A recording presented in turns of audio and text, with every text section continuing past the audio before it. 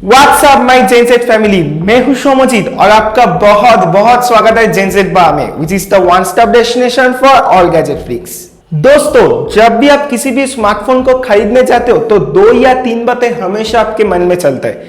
Number 1, आपका mobile का camera कैसा है। एंड अगर मैं कैमरे की बात छोड़ूं तो जो बातें आपके मन में चलता है वो ये है कि आपका स्मार्टफोन ठीक से काम कर पाएगा कि नहीं, आपका स्मार्टफोन ज्यादा गर्म तो नहीं हो जाएगा, ज्यादा पावर कंज्यूम तो नहीं करेगा।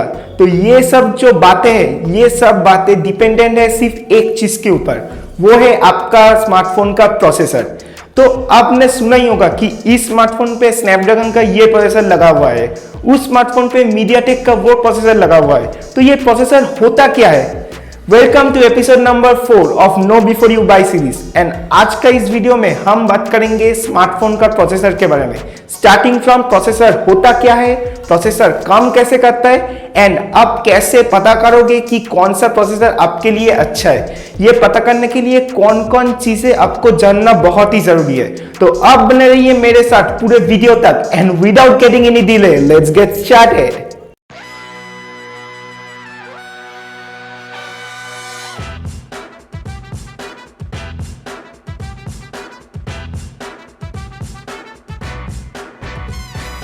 दोस्तों, आप एक प्रोसेसर को कंपेयर कर सकते हो स्मार्टफोन का ब्रेन के साथ। तो जो भी काम आपके स्मार्टफोन में होता है, वो जो भी काम हो, सब कुछ होता है प्रोसेसर के थ्रू। तो मान लीजिए आप अपने स्मार्टफोन का गैलरी में 2 या 3 पिक्स देख रहे हो, तो आपने ये इंस्ट्रक्शन भेजा स्मार्टफोन को। ये इंस्ट्रक्शन सबसे पहले आपका स्मार्टफोन का प्रोसेसर में रजिस्टर होता है, एंड ये रजिस्टर होने के बाद आपका प्रोसेसर उस इंस्ट्रक्शन को बाइनरी डिजिट्स का सीरीज में कन्वर्ट कर देता है, जैसे कि 0 and 1। उसके बाद it gets converted to a language जो आपका स्मार्टफोन समझ पाता है, एंड उसके बाद आपका प्रोसेसर उस बाइनरी डिजिट्स को ट्रांसमिट करता है, and you actually get to see the visual changes on your screen. अब ये जो कंप्लीट प्रोसेस है, ये इतना फास्ट होता है कि आपको पता ही नहीं चलता कि 1 मिलीसेकंड में इतना सब कुछ काम हो गया। अब ये जो काम ये कितना जल्दी होगा, कितना एफिशिएंटली होगा, ये मैटर करता है कि आपका स्मार्टफोन में प्रोसेसर क्या है। तो आपके स्मार्टफोन में जो प्रोसेसर है वो अच्छा है कि नहीं, वो पता करने के लिए आपको चारों चीजें ध्यान में रखना है, एंड ये बहुत ही जरूरी है। वो चारों फैक्टर्स क्या है? Number 1, architecture. तो ये आर्किटेक्चर क्या होता है? देखिए, ये जो प्रोसेसर मैन्युफैक्चरिंग कंपनीज होता है, जैसे कि सैमसंग हो गया, स्नैपड्रैगन हो गया, मीडियाटेक हो गया, एनवीडिया हो गया, एप्पल हो गया, तो इन कंपनीज को प्रोसेसर बनाने के लिए उसका आर्किटेक्चर का जरूरत होता है। तो एक कंपनी है, उसका नाम है आर्म। आर्म क्या करता है? इन प्रोसेसर मैन्युफैक्चरिंग कंपनीज को उस प्रोसेसर का आर्किटेक्चर टेक्नोलॉजी प्रोवाइड करता है थ्रू अ लाइसेंस, एंड इस टेक्नोलॉजी को ये सब कंपनीज यूटिलाइज करता है अपने हिसाब से।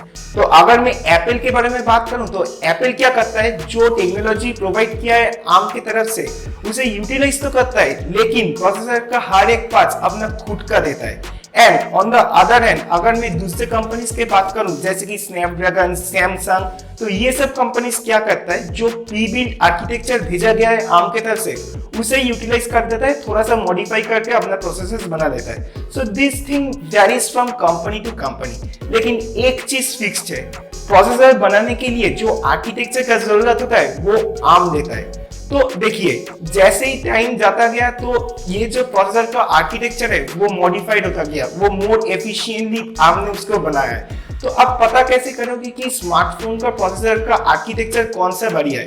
तो एक सिंपल शॉर्टकट है।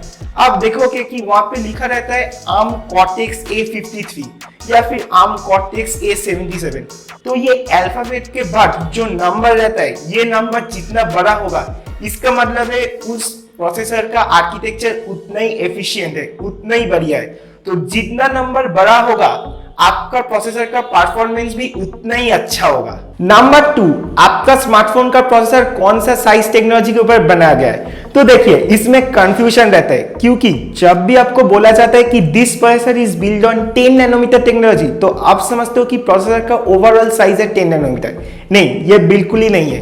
तो क्या होता है? हर एक प्रोसेसर का बिल्कुल बेस लेवल में रहता है ट्रांजिस्टर्स जो एम्बेडेड रहता है, एंड ये जो ट्रांजिस्टर्स का चैनल है उसके थ्रू इलेक्ट्रॉन्स पास करता है। तो जब भी आपको बोला जाता है कि this processor is built on 10 nanometre technology, इसका मतलब है उस चैनल का लेंथ है 10 नैनोमीटर।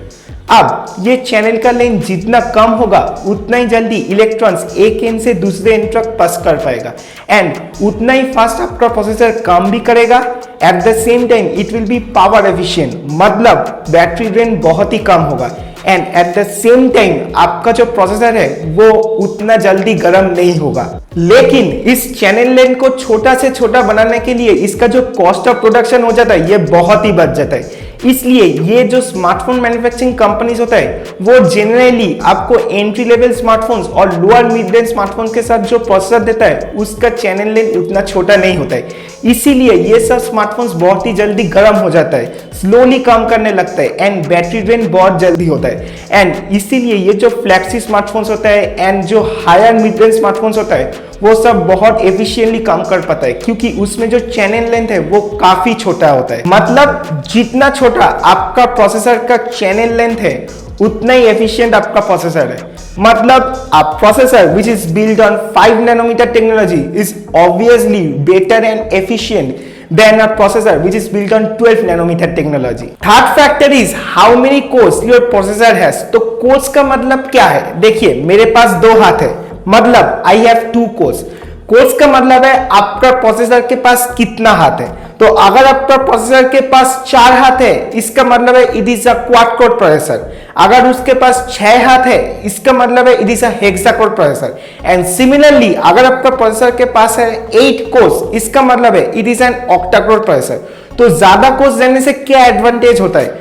सपोज आपके पास 2 हाथ है एंड मैंने आपको बोला कि आपको 8 काम एक ही साथ संभालना है, तो आप उन काम को कर तो दोगे, लेकिन क्या आप सचमुच उतना ही एफिशिएंटली कर पाओगे अगर आपको बोला जाता कि आपको सिर्फ 2 काम करना है 2 हाथ से? नहीं ना, obviously you will get tired. आपको वो 8 काम करने के लिए बहुत ज्यादा टाइम का जरूरत है, तो वो जो प्रोसेस है वो स्लो हो जाएगा।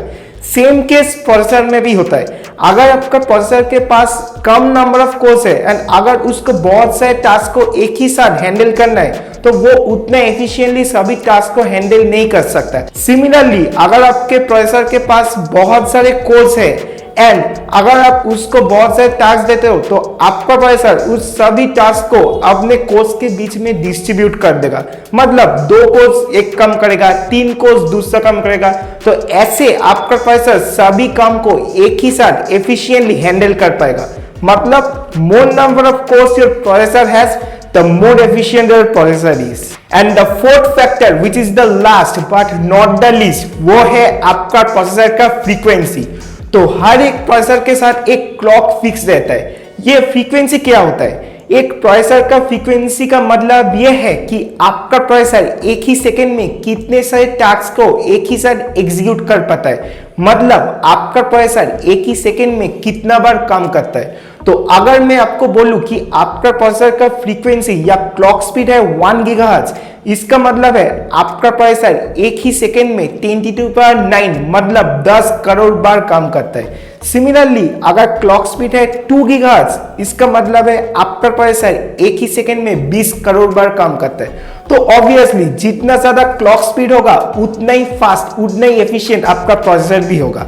अब मैंने एक चीज नोटिस किया है कि जब भी किसी भी प्रोसेसर के बारे में बात होती है तो हमारे मन में 2 या 3 स्टीरियोटाइप्स ऑलरेडी फिक्स्ड हो चुका है। जैसे कि एक स्नैपड्रैगन का processor is always better than a MediaTek processor, जैसे कि an octa core processor is always better than a hexa core processor. ये बिल्कुल ही गलत है, क्योंकि जब भी आप किसी भी प्रोसेसर के बारे में बात करते हो या फिर दोनों प्रोसेसर के बीच में जब भी आप कंपैरिजन करने बैठते हो तो आपको वो चारों फैक्टर्स जो मैंने आपको बताया सभी को ध्यान में रखना है, because all the 4 factors are equally important. तो अगर आपके पास है octa core processor which is built on 12 nanometer technology and एक hexa core processor which is built on just 7 nanometer technology, तो आप ये नहीं कह सकते कि the octa core processor is always better than the hexa core processor. इस case में 95% चांस ये है कि the hexa core processor will be far more efficient then the octa core processor because of its size. तो मेरा एक simple suggestion है आपके लिए,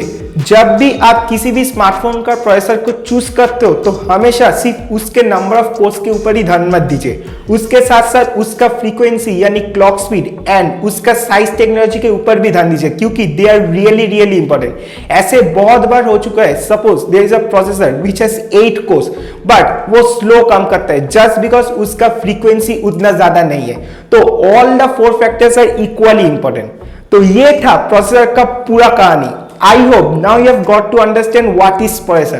तो अगर आपको ये वीडियो अच्छा लगा प्लीज वीडियो को लाइक कर दीजिए एंड इस वीडियो को सबके शेयर कीजिए, because it is really important for everyone to no.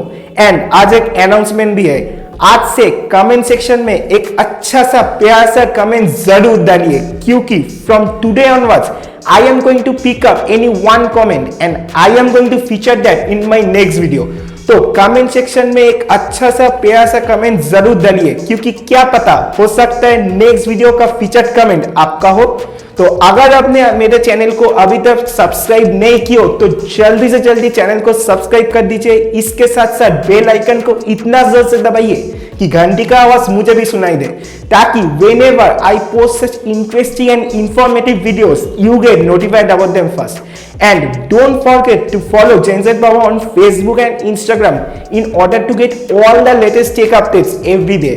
Links आपको डिस्क्रिप्शन बॉक्स में मिल जाएगा। तो आज के लिए बस इतना ही। बहुत जल्द आपसे मुलाकात होगी मेरे नेक्स्ट वीडियो पे, जो बहुत ही जल्दी आने वाला है। तब तक के लिए stay safe, stay tune and always remember, Gen Z Baba loves you all.